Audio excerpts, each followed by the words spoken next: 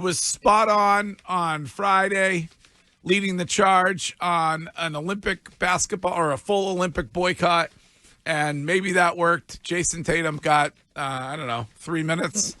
What an a-hole in that final game. Jason Tatum seems to be handling it well, I think.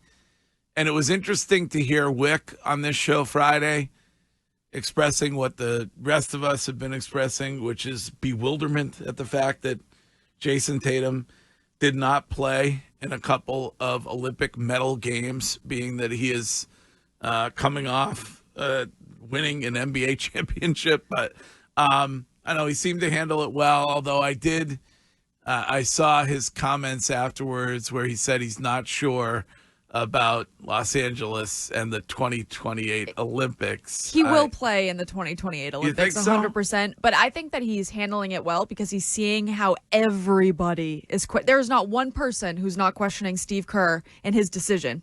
Everybody's saying, "What are you thinking?" Yeah. So if you're Jason Tatum, you're sitting on the bench. You've got the country behind you.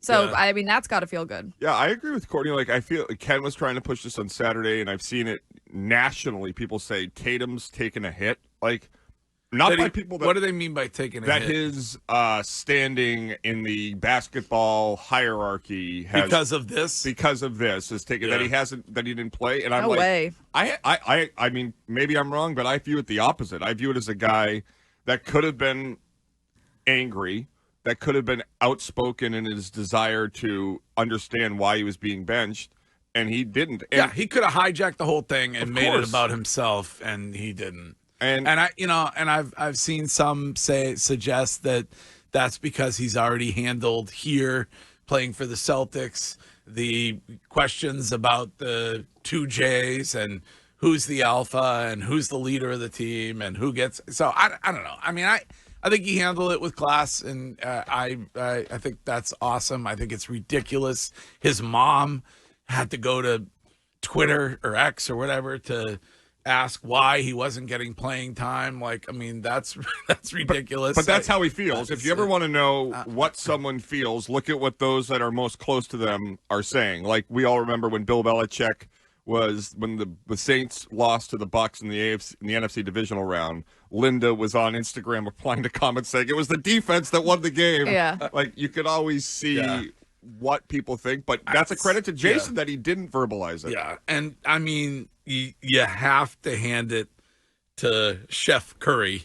I mean, that guy can go out, at least there, single-handedly win you a basketball game like he did for that U.S. team. I think he's underappreciated. I do too. Yeah, I think all-time wise, he doesn't get enough credit. Like, he set the standard for what a new NBA shooter is, and he does it in a way that nobody else has ever done it and will ever do it. Like, he just... Well, you can't say will ever, but... But, Greg, he revolutionized shooting the three. He alone was the sole reason that the three has become as popular as it was. Like that, him and then analytics, because everybody saw how good he was at it. Yeah. He could shoot it from anywhere on the court. No, that's a great point.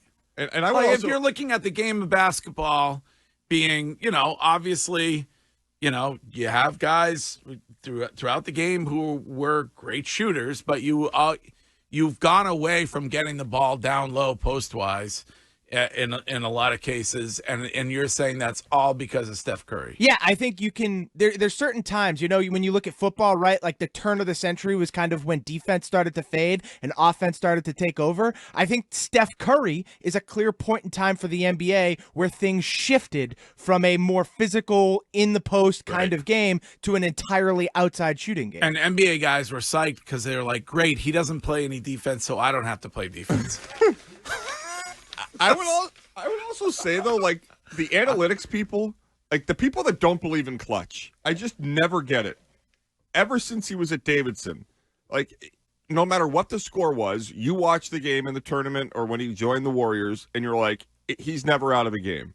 He just has that Jordan, Jeter, Brady, Kobe type of, like, you can't describe it. You can't. Yeah. You just know it when you see it, and he just has that.